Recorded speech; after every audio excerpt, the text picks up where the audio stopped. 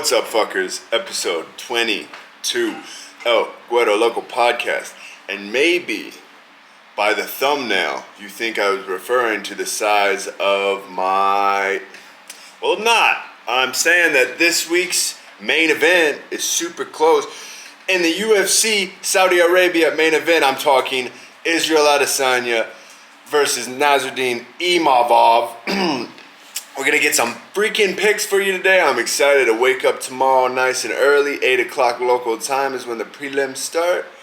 And drink some coffee and watch some fights. I don't know what I'm going to do with myself at night, because usually that's when the fights are. Probably have nothing to do, catch some Fortnite dubs. But yeah, excited for this.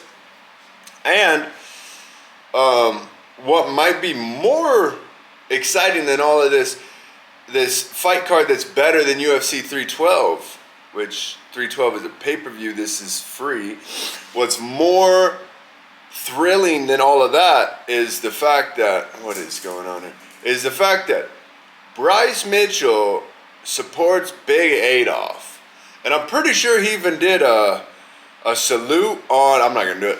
I'm pretty sure he even did the salute on the channel and smiled while he was doing it. Pretty much what he said was, Adolf's not that bad of a guy. I mean, before he did meth. When he did meth, he was fucked. This is what Bryce said. I'm not saying any of this.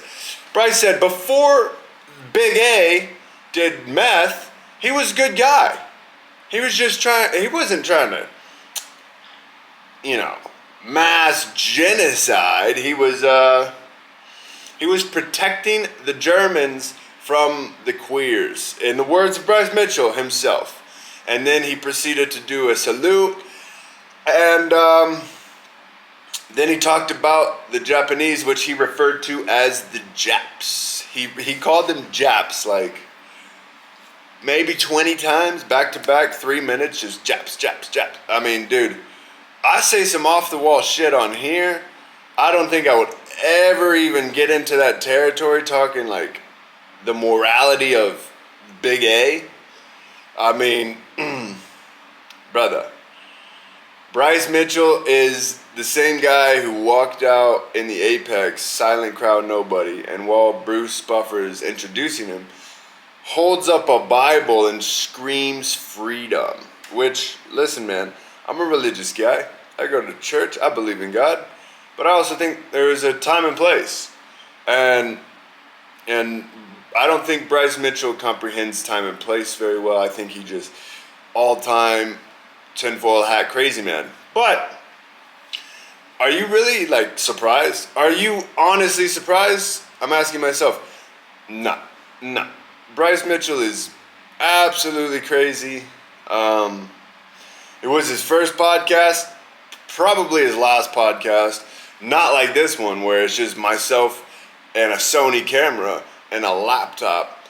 I could do and say whatever I want. I don't have producers telling me. I don't have a contract for 10 episodes, blah, blah, blah. Nobody watches my shit anyway. So really, I probably could get away with saying some off-the-wall shit. But brother, I mean, you can't say Big A was not that bad of a guy. The guy murdered in brutal fashion 6 million people? Regardless of race, gender, ethnicity, anything. Bro, if you kill 6 million people, you are probably the farthest thing from a not bad guy. You know what I'm saying? Dude, you are an evil individual at that point. But anyway, I digress.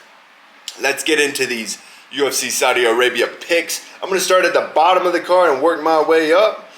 And I'm not picking every single fight because, brother, I don't even know some of these guys. And you're like, oh, you're fucking casual. Shut up, dude. I guarantee Dana don't even know some of these fucking guys. So get the fuck out of here. You see how I've censored myself? I'm beeping my own curse words. That's improvement. I'm still using them, but I'm beeping them. So we're getting there. We're gonna get a little better. First fight I'm gonna pick is gonna be the Terrence McKinney versus Damir Hadzovic. Damir Hadzovic. probably saying that incorrectly, and I just don't come at me, dude. You know those? You guys ever play YMCA T-ball or baseball or slow pitch anything? Okay, well I did, and I wasn't the best at the baseballs. The swinging the bats. I could swing that sucker hard, but I'd never hit the ball. So the coach would soft pitch you a couple. Okay, Jimmy, hit the ball, Jimmy. And if you don't hit the ball, they give you the tee. And they put a stick right in front of you that holds the ball, and how could you miss? I feel like that's what they're doing here with Terrence McKinney. I mean, this guy is, for as little as he is, as far, not stature, but, I mean, he's not even a ranked contender or anything. He's got hype behind him, and but he keeps getting knocked out, and when he gets knocked out, brother, he gets knocked out, brother. So, I believe this is the Damir Hadzovic is the ball on the tee. Like, all right, buddy, now you can't miss. Here you go. He's also, I don't know what betting odds these are. This is UFC's official website here. This is, he's got him at a -500, and Damir is a +380. So it's a pretty decent spread. We're going to pick Terrence, and we didn't do so hot on our last picks. We're going to turn that shit around this week. We went 3 for 7. This week we're going to go, we're going to bat 100%, all right? Next fight, we got Shamil Ghazi versus Thomas Peterson. Last time I saw Shamil fight was absolutely disgusting. I've seen walruses get it on better than that on the animal planets. But that was at altitude, I believe, and it was short notice. So we're going to give him a break, and we're going to pick Shamil. If you let me down, Shamil, I will go freaking titty twist the crap out of you, all right? So let's get this shit, big boys. Next up on the card, nah, we're not picking that. Mike Davis and Fares Ziam. And you're like, oh, you didn't fucking say it right. Well, I don't care, dude. Get your own camera and start your own thing. And buck off, boy.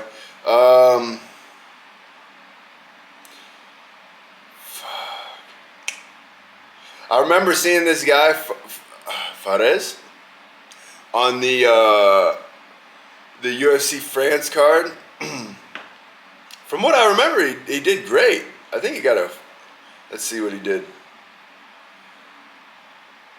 Give me this bastard. Let's go Wi-Fi.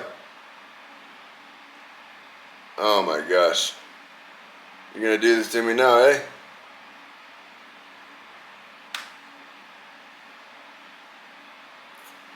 Well, my phone absolutely blows balls. I can't even see what this guy's last fight was, which is I'm trying to freaking see. Nope, they got no information on the website. The website sucks. I'm not gonna pick this fight. No, I'm not gonna pick this fight. Next, we got Said Nurmagomedov versus Vinicius Oliveira. Both these guys have some pretty cool striking.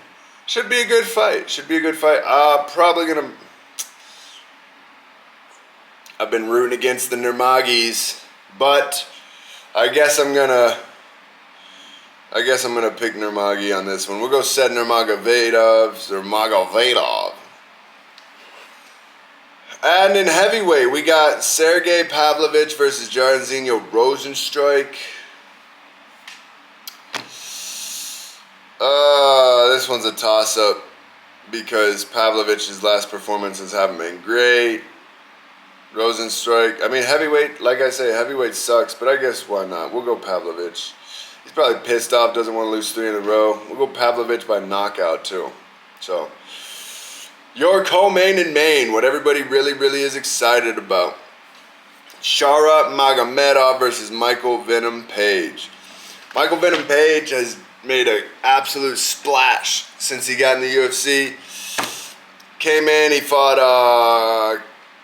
45-70, and then he fought Ian Gary, and now he's fighting the Bullet. So right off the bat, his first 3 UFC performances have been hype names, to say the least. Hype names. And he beat Kevin. Dude, what I thought was the definition of a draw was him and Ian Gary. It should have 100%. Like, bro, if you want to show somebody what a draw looks like in a fight, you show them MVP versus Ian Gary, because that is the definition of split or draw. Sorry, fucktard.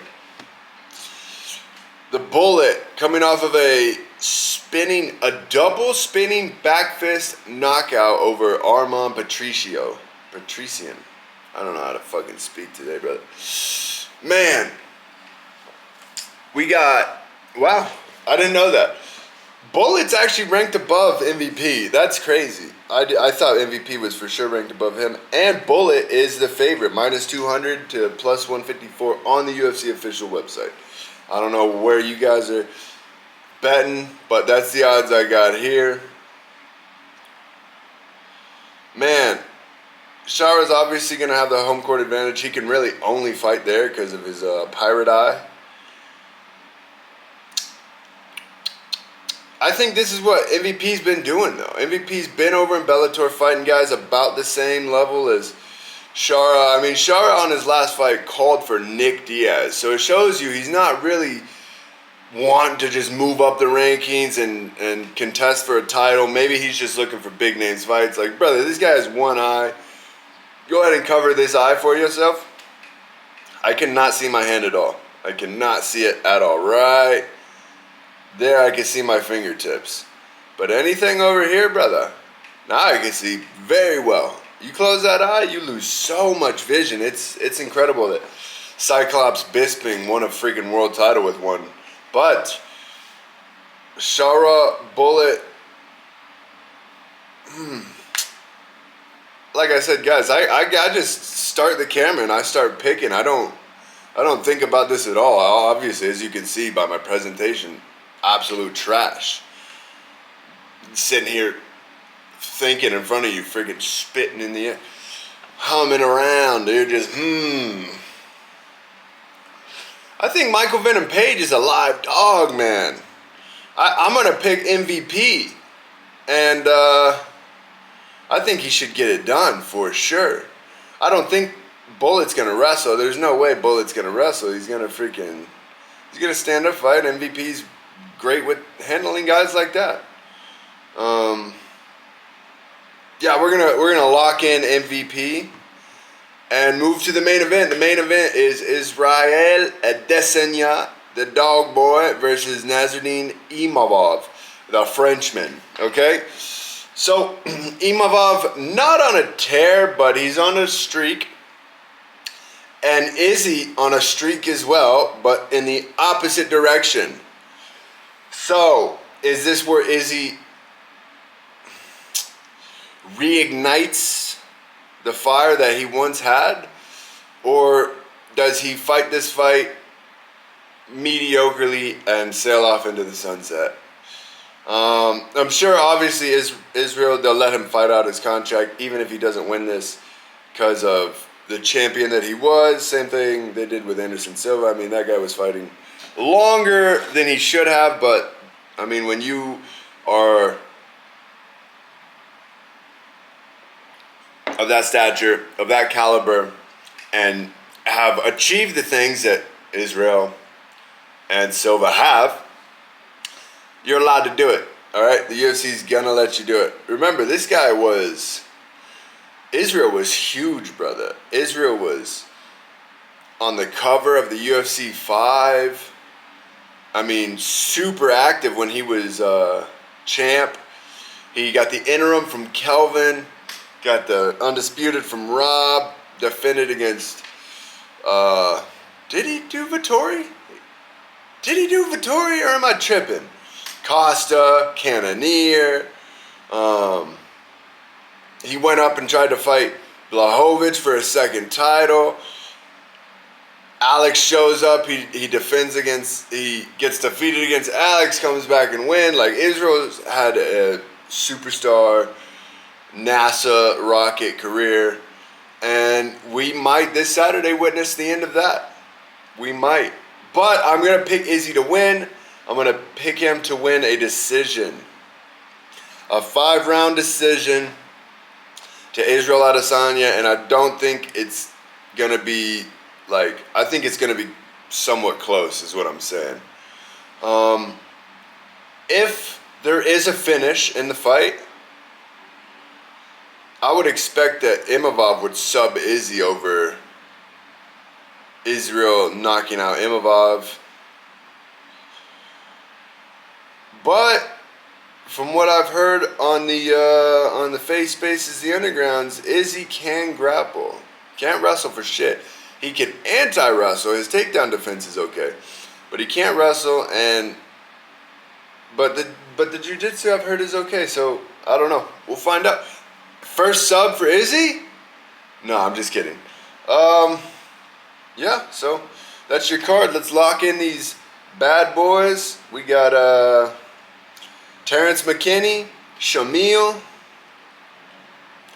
Sedner Magomedov, Sergey, MVP, and Israel Adesanya. That's 6 picks, dude. I don't like doing that many picks, but I got nothing else to talk about. So I'll see you guys on Monday. We can talk about this bold crap. And then we can talk about 312, where Sean Strickland, Bryce Mitchell's daddy, is going to take on DDP. And that's the only fight that's really on the card that we care about. So that's it, dude. You fucking Gueros have a good day. Guero out.